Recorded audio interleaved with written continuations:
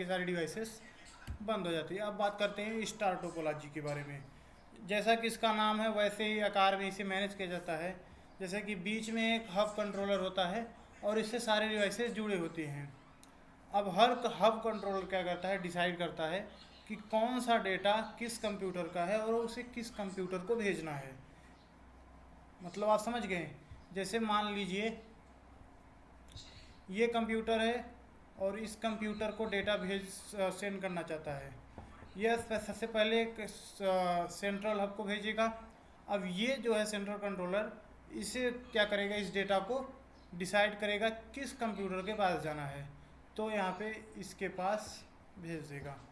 तो ये था स्टार टोपोलॉजी। स्टार टोपोलॉजी में क्या होता है, star network is designed to each node file server work station and peripheral connected directly to the central network hub and server. अच्छा, इसमें एक चीज़ भी होती है, आप पढ़ेंगे पॉइंट टू पॉइंट।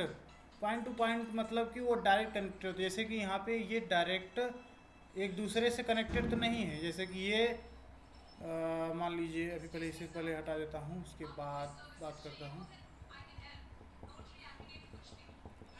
जैसे कि ये है, ये इससे डायरेक्टेड नहीं कनेक्टेड है ना, इससे ये डायरेक्टेड कनेक्टेड है ना, ये इससे।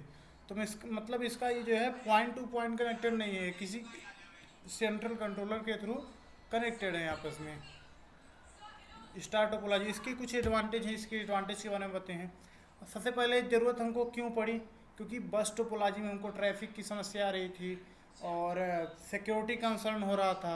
अब क्या होगा, इन स्टार टोपोलॉजी में वो सारी जो डिसएडवांटेज थी इसमें इनकम्प्लीट हो जाएगी। अब इससे क्या होगा कि इसमें केबल भी तुम्हारा बचेगा और इसमें आप जितने चाहे उतने डिवाइसेस जोड़ सकते हैं।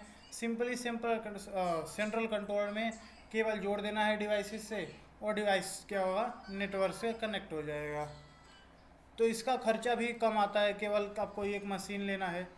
और उसमें क्या हो रहा था कि अलग अलग मशीनें लगती थी, डायरेक्टली तो नेटवर्क कनेक्टेड नहीं हो जाएगा कंप्यूटर से, उसमें कुछ अलग सी मशीनें होती हैं, टर्मिनेटर होता है, ये सब उससे कनेक्टेड होती हैं जाके। और इसमें क्या होता है, good option for modern network, low startup cost, ये मैंने आपको बता ही दिया।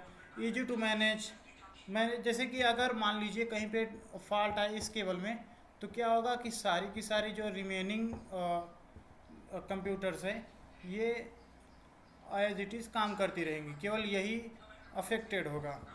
बस टोपोलॉजी में क्या हो रहा था कि सारी की सारी जो डिवाइसेस थे कनेक्टेड थे वो सारे अफेक्टेड हो जा रहे थे। एक्सपेंशन मैंने आपको बता ही दिया, इजी टू मैनेज। और ये सबसे ज़रूरी आप बात जान लीजिए, most popular topology in use the wide variety of equipment available. अब इसका भी कोई डिसएडवांटेज तो होगा ही।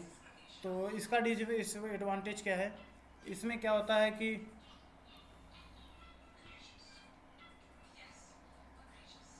अगर हब में कोई कमी आ गई, इसमें भी अगर केवल हब एक ऐसा पॉइंट है, अगर यहीं कहीं भी आ गई तो सारी की सारी डिवाइसेस फेल। यहाँ पे आप देख सकते हैं रियल एग्जांपल कैसे उनको कनेक्ट किया गया है। यहाँ पे कोई मशीन लगी हुई है, उसके बाद सेंट्रल ऐसे मतलब कनेक्ट किया जाता है। तो फिलहाल हम डिसएडवांटेज के बारे में बात कर रहे थे।